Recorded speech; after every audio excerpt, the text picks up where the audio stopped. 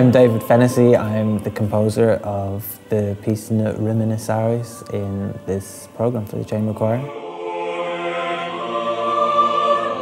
When I'm dealing with sung music, it's very different from when I'm writing instrumental music. With these particular pieces, for me it was about finding an emotional state where I can imagine that singing would come forth, rather than finding, say, a beautiful poem and I think, oh, that's a nice poem, I might set it to music. I'm looking for something which kind of grabs me on a more guttural level.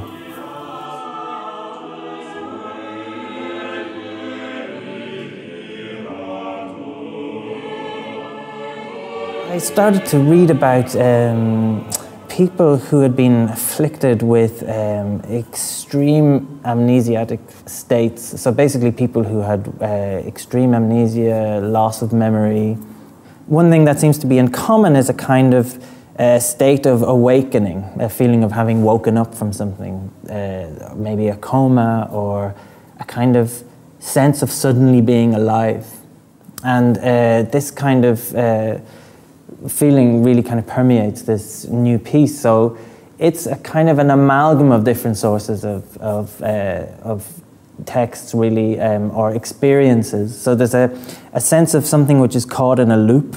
And in this case, it's a quote from a motet by Lassus, which is also featured in the programme. So there's a kind of a contrast, and the choir is split in two between a choir who are singing this Lassus and then an English text which is on top, which is to do with this person who is awakening from a state and becoming, until it reaches a kind of ecstatic crisis in the middle of the music.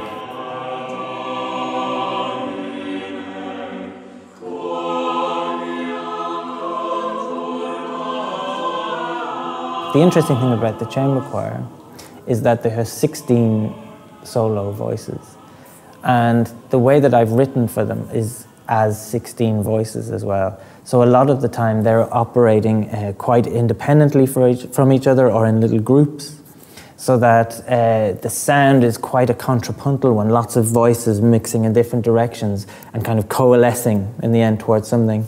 So from an audience point of view, that can be quite an intense experience, I think. These pieces are definitely not to be passively enjoyed, I would say. They're not something you might stick on in the background. I think they really have to be engaged with. They're quite in your face, I would say.